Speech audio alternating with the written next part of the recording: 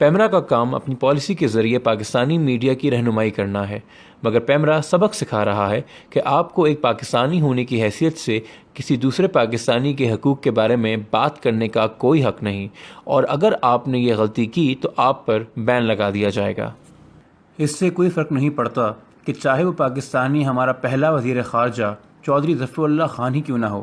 چاہے یہ وہی ظفر اللہ خان کیوں نہ ہو جن کو قرارداد پاکستان کا مصنف بھی کہا جاتا ہے، جی ہاں وہی تاریخی مسودہ جس کی منظوری کی خوشی میں ہم آج تک 23 مارچ مناتے ہیں۔ اس سے بھی کوئی فرق نہیں پڑتا کہ اسی ظفر اللہ خان نے پہلی بار اقوام متحدہ میں فلسطین کا مضبوط مقدمہ پیش کیا تھا۔ پیمرا کو اس بات سے کوئی غرض نہیں کہ کشمیر جس کو ہم اپنی شرح کہتے ہیں اس پہ اقوام متحدہ کی قرارداد چودھری ظفر اللہ کی ہی کاوشوں سے ممکن ہوئی تھی۔ اگر آپ ان کے ساتھ کی گئی کسی بھی تلخی کا تقاضا کریں گے تو پیمرا آپ کو بین کر دے گی۔ پیمرا کو ہرگز گوارا نہیں کہ آپ کسی دوسرے پاکستانی کے ساتھ ہوئی زیادتیوں پہ بات کریں، پھر چاہے وہ پوری دنیا میں پاکستان کا نام روشن کرنے والا عظیم سائنسدان ڈاکٹر عبدالسلام ہی کیوں نہ ہو۔ تو کیا ہوا اگر انہوں نے پاکستانی قوم کے لیے اس کا پہلا نوبل اعزاز حاصل کیا؟ تو کیا ہوا اگر عبدالسلام نے پاکستان کے اسپیس پروگرام سپارکو کی بنیاد رکھی اور ساتھ ساتھ پاکستان کو ایک ایٹمی طاقت بنانے میں اہم کردار ادا کیا؟ اگر آپ نے ان سے کسی بھی قسم کی ہمدردی کی تو پیمرا آپ پہ بین لگا دے گی۔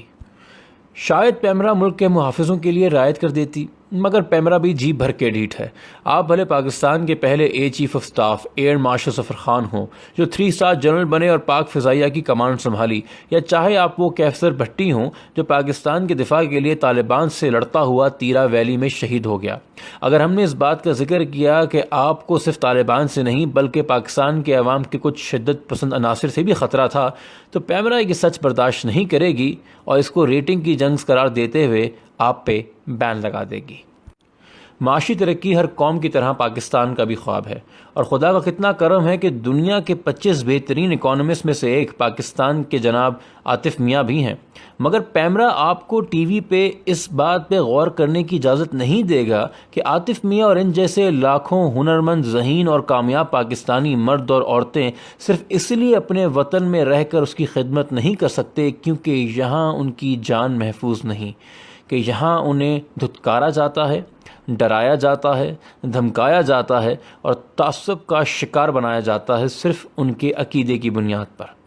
پیمرا کو شدید ناپسند ہے کہ کوئی سوال کرے کہ پاکستان میں صرف پاکستانی ہونا ہی کافی کیوں نہیں۔ تو پیمرا رہنمائی تو کر رہا ہے، مگر اس بات کی کہ نفرتیں اور فاصلے کیسے بڑھیں،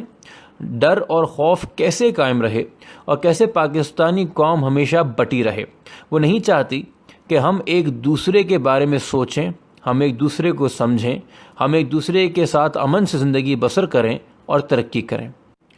تو پھر سوچنا یہ ہے کہ پیمرا کے بین کے ڈر کی وجہ سے اگر ہم پاکستانی ہی ایک دوسرے کے حقوق کے بارے میں سوال نہیں کریں گے تو کون کرے گا؟